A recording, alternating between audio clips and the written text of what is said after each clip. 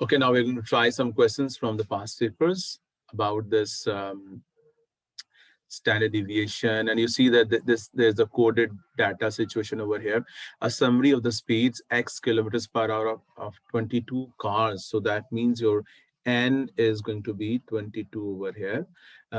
Passing a certain point, give the following information. So when it says the sum sigma x minus 50, that is equal to 81.4, and it says sigma x minus 50 whole square, that is 671.0, then you can talk to yourself. You can say, okay, let me take this y as x minus 50, and this clearly tells you that your a, the assumed mean, is going to be 50 over here. Okay, now this sigma x minus 50 for you, that should be sigma y, and that is 80. This will simplify this weird looking information here. Okay, so um, look at this. Instead of the sigma x minus 50, we have written it down as sigma y. Okay, and then the sigma x minus 50 square becomes sigma y square, and that is 671.0. Okay, guys. So please see that the first thing we have done here, instead of the sigma x minus 50, I have taken it as sigma y, and this is sigma y square. Okay, it says find the variance of the speeds. Now, we need to find the variance or the standard deviation. So you know that this is going to be same. Either you take the original data or you take this this new coded data. Okay, so if I have to find the variance, so I should tell myself that, look, this variance, I have to put a square on it. The variance of the x would be same as the variance for the y. Okay, so which formula should I be using here? We have the formulas that it is either sigma xi minus the mean whole square over n, or it is going to be sigma xi square over n minus the mean square.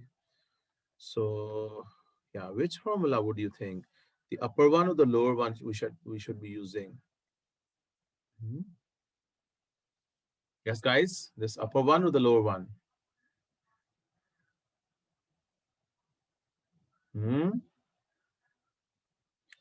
You have clearly have no option. You have to use this formula because you have sigma y square over here.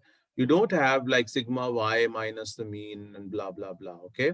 And obviously, if you want to use, please, if you want to use this formula, then you have all these 22 observations with you. If you want to find this formula, you will be one by one taking them off from the mean, and then you will be squaring them and adding them. Only then you will be getting the sigma x minus mean whole square. Okay, so be Sir, using, yes, beta. Mhm. sir, summation x minus 50 is 81.4. Oh, why did I write 81.1? Thank you, Beta. Okay, so this is 81.4. So now this is going to be this variance for the y is going to be same.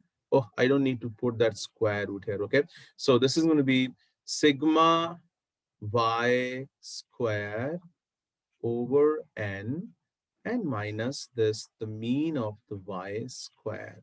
So sigma y square, I have 671. There are 22 observations, and then mean is going to be 81.4 over 22. That is square on. Please tell me, what do we get from this? 16.76. G. Okay. So Isn't it 16.81?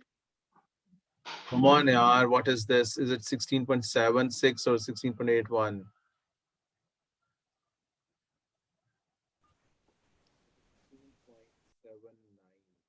And when we have to give the answer, we can say that this is going to be 16.8.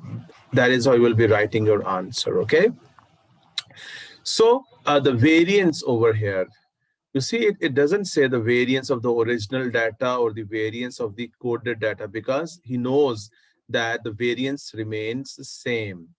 And then he says, hence find the value of sigma x squared. Now, over here, please tell me, can I start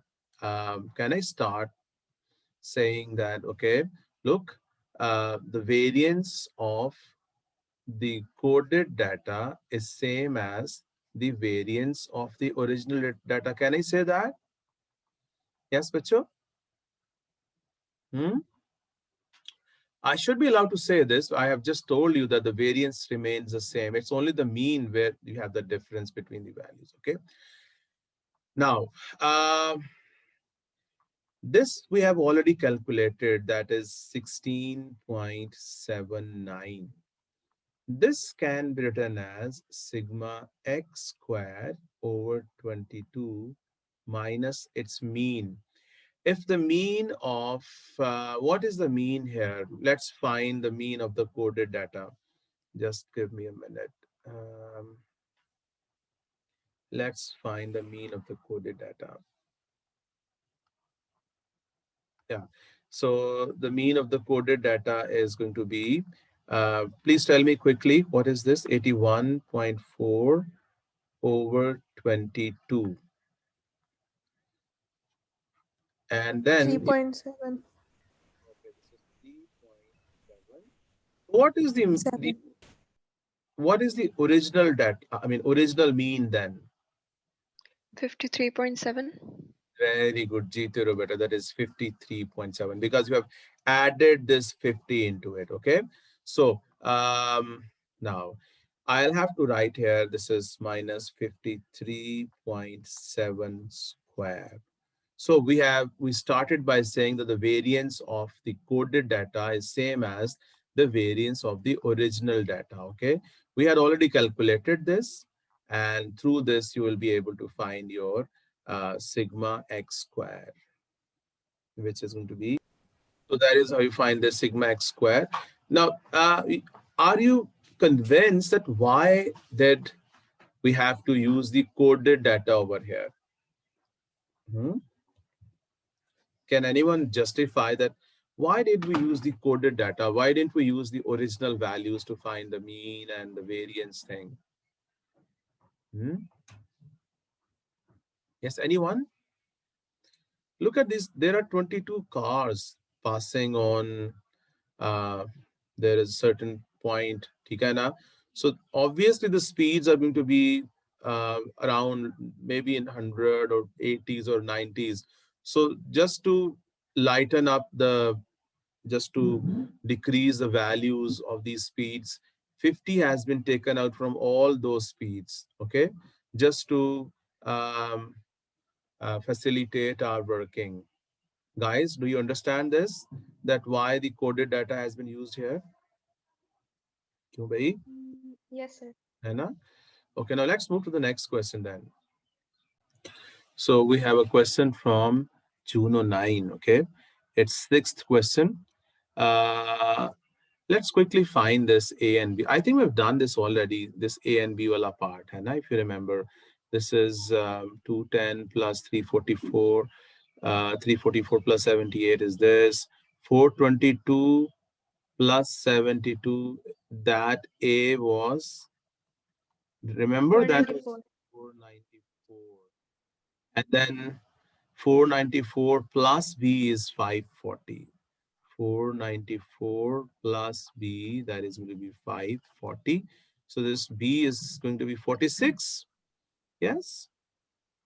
This B is going to be, 6. Yeah. yes. Yes, Pacho. 6.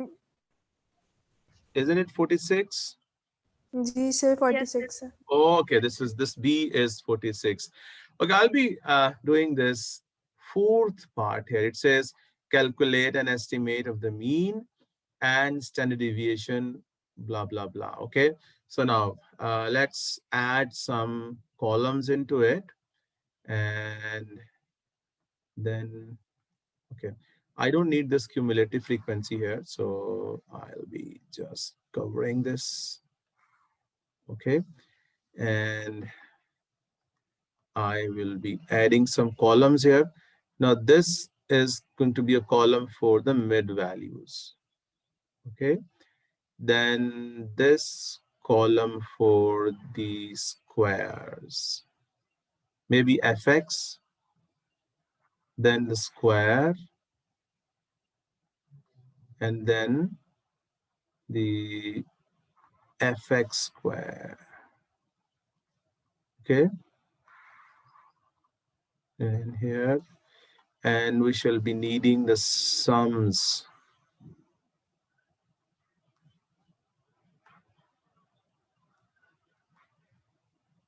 Okay, bacho.